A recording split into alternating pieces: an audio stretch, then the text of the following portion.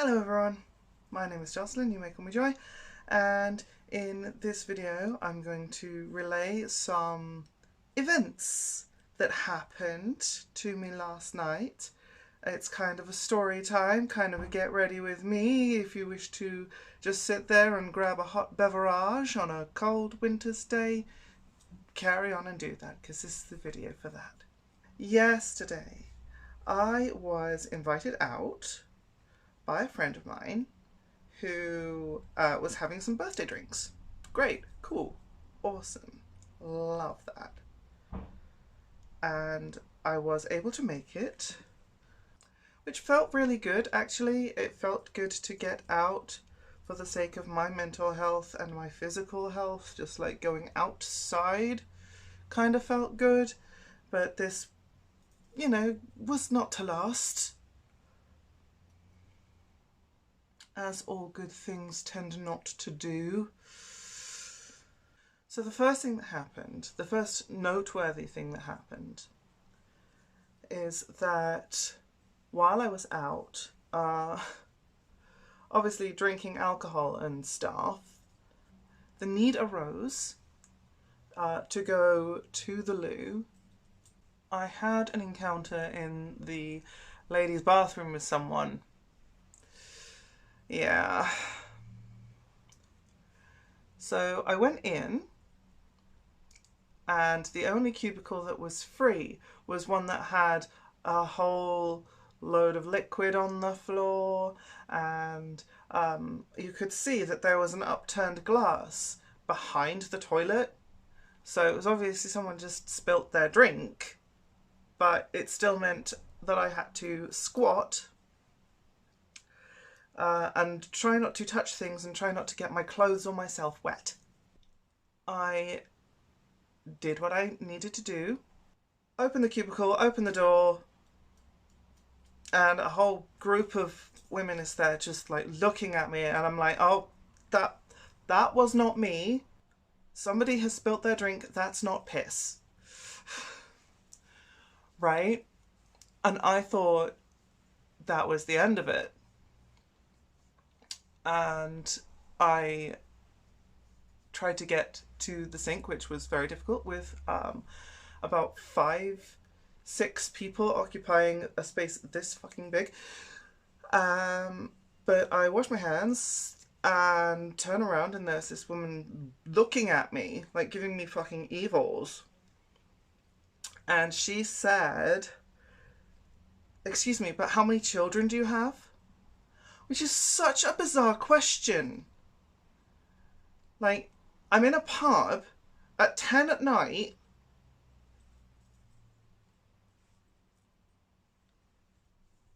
So of course, I said I have no children because that's true. I don't have any children. I didn't have any children with me. So, I said none. Right? And then that's when she said, "Oh, then you need to get out." I'm like, what? And her friends start interjecting at this point, and they're like trying to, separate her from me and saying like, "Oh, leave me." And I'm just like, okay, I'm not gonna have that. So I dried my hands under the dryer for a little bit longer than I normally would have. But then I motioned to leave because I was gonna leave anyway. Why bother making a big issue on somebody else's night out, right? So I turn around and she's still glaring at me, and I can't help it. I looked at her funny. She said, "You can look at me any way you want to." It's like, lady, I do not know what your problem is with me. And then I left. And it was at that sort of moment that I realised, oh, actually, I think I know what the problem was. It's because I'm trans and I've just used a women's toilet, right? And did I do anything inappropriate in the toilet? No. I'm not the one who made the mess. Did I show anybody anything that they didn't want to see? No, because I was behind closed doors. Her problem was that my existence was there. That was her only problem with me. I don't know what happened, how she clocked me or anything like that. Wearing minimal makeup, but I still don't think I look masculine in any way. So anyway, she clocked me and told my friend about it, which, not the friend that I was celebrating birthday, I was with a big group of people. Told a friend about it and felt better afterwards, because I was faced with two sort of opposing thoughts. My first thought, my id thought, my sort of underdeveloped primal brain thought was to punch this woman in the face, because who the hell does she think she is telling me where I can and cannot go? My super ego brain kicked in and reminded me that if I did anything like that negative towards her, that she would then have in her mind ample justification for the whole trans women are violent misconception. I just want to say, I've just remembered that about that encounter, it was so tempting as well to try to educate this random woman about why she was wrong, but A, that would have taken too long. B, it's not my fucking job, especially when I'm out trying to have fun. And C, I'm not sure what good it would have achieved.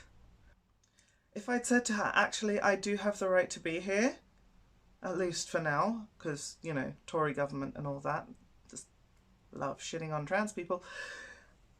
But, like, I know where I'm supposed to go. Did I do anything inappropriate?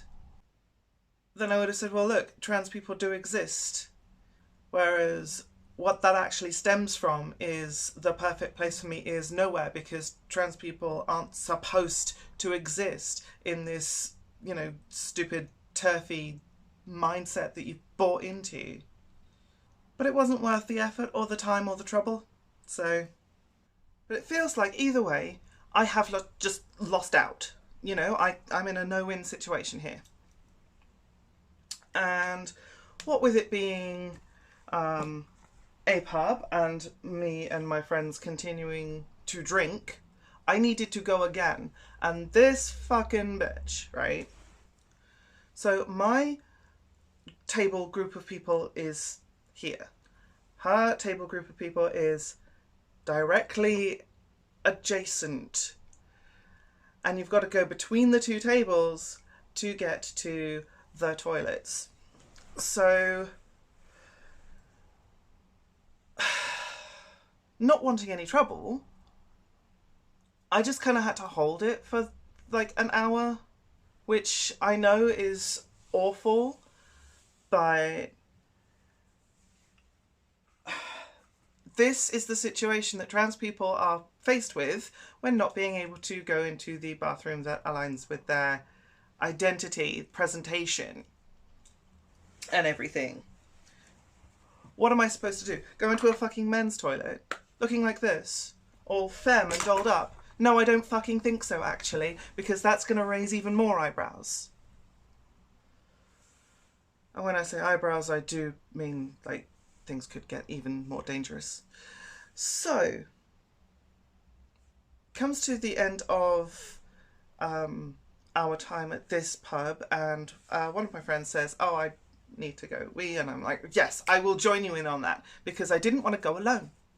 And if something happened, if she followed me in there, if that, you know, crazy bitch followed me in there, then I would at least have some backup from a friend. While I was waiting to, like, use the toilet, I was kind of hoping that she and her group would move on, and they bloody didn't.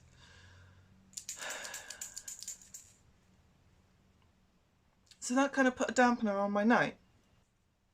Anyway, next pub we get to at about 10 past midnight, something even stranger sort of happens. I meet a, a friend of a friend sort of thing when it comes to the birthday celebrator. So this friend of a friend and myself, we kind of, I don't know, he said something and I was like, yes, right on. And we just clicked a little bit. Now, bear in mind, this is with the aid of that wonderful social lubricant, copious alcohol. This guy shows an interest in me and starts telling me how pretty I am and how much he likes me and all this stuff, kind of blowing smoke up my ego. And of course, I absolutely am feeling a bit better about myself because of this, and I kind of like this guy. And yeah, the talk becomes rather flirty and sexual. So anyway, he invites me back to his place, starts getting like a little bit more handsy and physical. And look, the thing is, after a couple of drinks, my inhibitions are lowered just like anybody else's, okay?